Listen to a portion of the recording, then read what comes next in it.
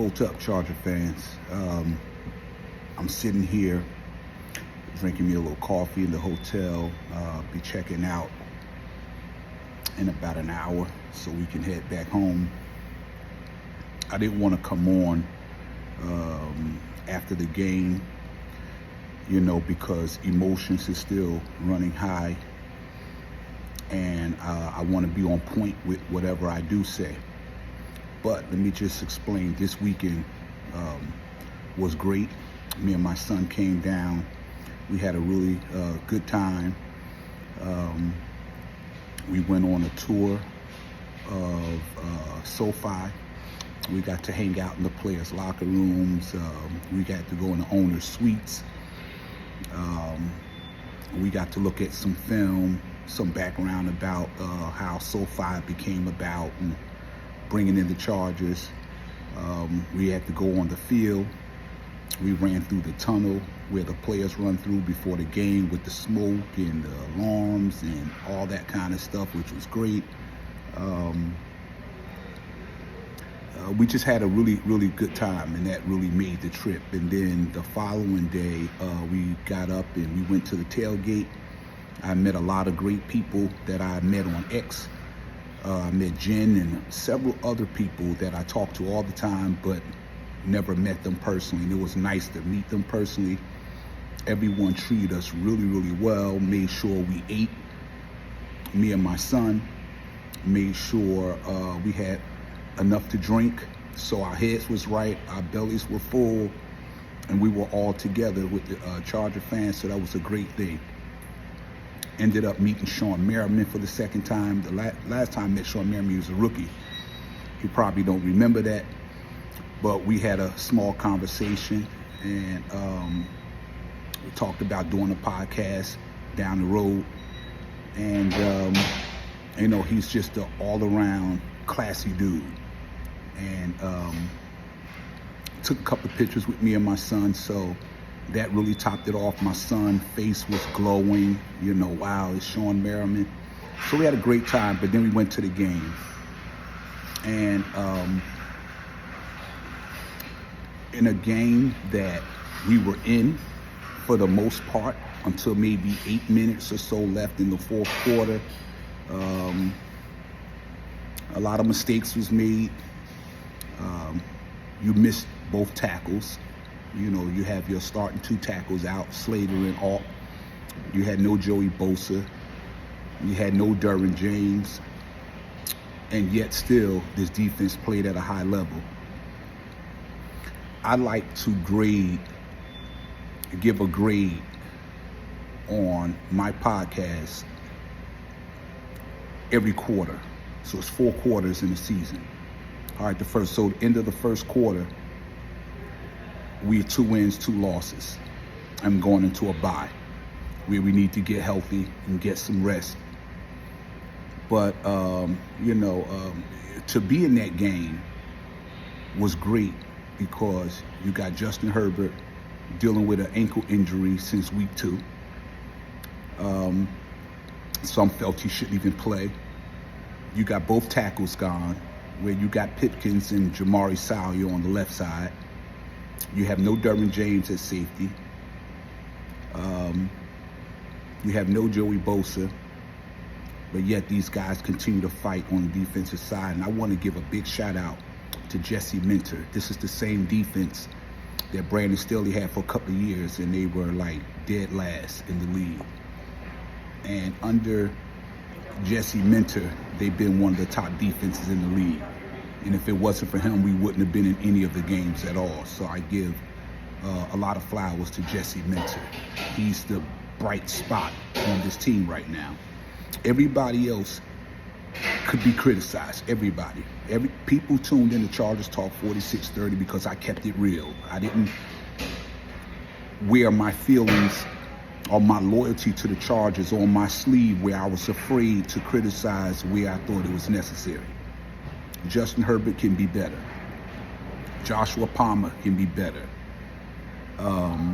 Jim Harbaugh can be better. I didn't like going for it on 4th and 2 with 6 minutes left and the game tied. You got to take that 3. In a tightly contested defensive game, I believe you should take that 3.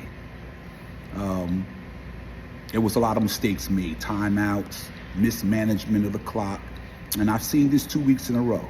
I've seen it happen in Pittsburgh with Mike Tomlin and Jim Harbaugh, and I've seen it happen this week. And it's fair to say he was outcoached in 2 games now, against Mike Tomlin and now against Andy Reid. So he know he needs to get better, and he said after the press conference, I need to do a better job of managing the game and putting players in position. But I said earlier, before the season started, my concerns were when it's 3rd and 9, it's 3rd and 12, who's going to be the safety net for Justin Herbert? Who is going to be the one to get that tough first down, to come through in the clutch when you absolutely have to have it? That was always Keenan Allen, but we're not crying about Keenan Allen anymore because he's no longer there. So who's going to be that guy? Well, after the first quarter of the season, that guy, as of right now, is not on this roster. Whenever we in 3rd down, we don't know. I didn't know what the offense would look like. I didn't know what Herbert would look like. I didn't know what Joshua Palmer would look like, being that they had him as the number 1. We didn't know what Quentin Johnston would do. There's been some progress, but overall, this is a passing league. And remember this, I know people are not going to like me for saying it, but I got where I am for being honest and telling it like it is. Greg Roman was fired from the Baltimore Ravens because they felt he was holding Lamar Jackson back from reaching his ceiling. Greg Roman was fired from the San Francisco 49ers because they, together with him and Harbaugh, they just wanted to ground and pound, and they wanted, that was the era where they were changing over to more of a passing league. They had Randy Moss that year who left because he only had like 28 catches and 300-something yards in a full season. You know, they traded for Anquan Bolden. So that led to the falling out of Jim Harbaugh. So Greg Roman was fired from 2 places because they didn't like this style. They didn't think this style of play on offense would benefit the team and lead to success. And after the first month, the first quarter of the season, I'm starting to see those same traits.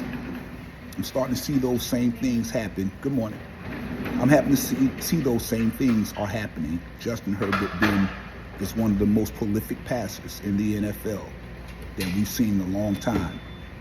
Is he regressing? I mean, he hasn't thrown 200 yards in a game yet. Is he regressing? I don't think he's regressing.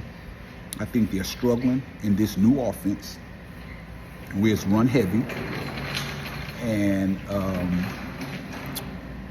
he don't have the weapons that he had before. You got an offensive line that's undisciplined, constantly jumping off sides, getting penalty after penalty after penalty, and it's affecting his game. And you see him pounding on the bench with his helmet. You know, he's going to say the right thing afterwards and say, it's just the NFL. It wasn't really about nothing. I wish we knew what it really was.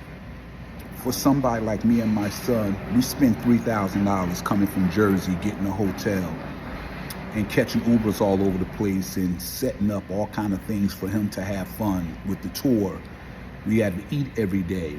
The tickets were crazy money we had to spend on the tickets to get into the game. Airfare, everything. Y'all know everything is expensive.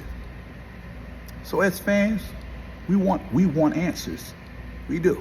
We want answers. We spend our hard-earned money and we devoted and we loyal to these guys. So when you get up there and those hard questions are being asked, we want answers because it makes us decide whether we want to, is it worth it to keep spending this money coming out here, and this is what is being put on the field. Jesse Minter is the only one that I have nothing but praise for. Jesse Minter is a beast. I love this dude. He took this defense and made this defense one of the best in the league after it's been the worst in the league the last couple of years.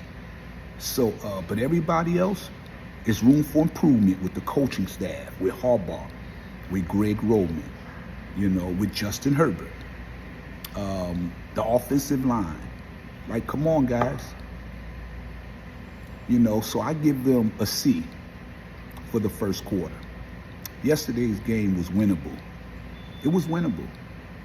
And some bad clock management and some bad decisions caused us to lose the game. Joshua Palmer is not a number one. They need somebody like a D-Hop or Amari Cooper to come in and give Justin Herbert that safety net that he needs when it's 3rd and 9, it's 3rd and 12. He has somebody he can go to that he can count on. And we don't have that right now. So it's disappointing the first quarter of the season because I thought we should have been better. 3-1 at worst, 3-1. So I've kind of lowered the expectations because we're not ready to win yet. Some of the things that was happening under Staley, with games being very tight and within reach of getting a W, and something happened toward the end, and we were playing a good first half, or a bad second half, or a bad second half, and a good first half. So it's a disappointing 4 games into the season. I hope they clean it up and get it together. But right now, yeah, I'm disappointed. I'm a diehard 47-year fan, and I'm tired of losing. People hear me say it all the time. I'm tired of losing. And that was one of my biggest issues with my guys that I was talking to on the podcast, that my concern was who's going to be that safety net that Keenan Allen was, or that Gates was for Phillip Rivers, when he absolutely had to have that 3rd down. And they were keying in on your guy because they know who you like to go to in that moment, and they still got it. And we don't have that on the roster right now. So Joe Ortiz need to get on the horn and make some moves. I would like D-Hop or Amari Cooper. You need it. In a passing league, you really need it. I don't have no faith in Joshua Palmer. So, but other than that, despite of the tough loss, it was a great overall weekend for me and my son. And we get ready. I'm gonna go upstairs, grab my luggage. We're gonna check out and head on back home to the family. And again, thank you guys for your hospitality at the tailgate and taking good care of us, and the people that I've met. Y'all been fantastic. It was great chatting with Sean Merriman for a minute, and just the overall great time. And the icing on the cake would have been able to get the W. Unfortunately, that didn't happen, but you head into the bye week,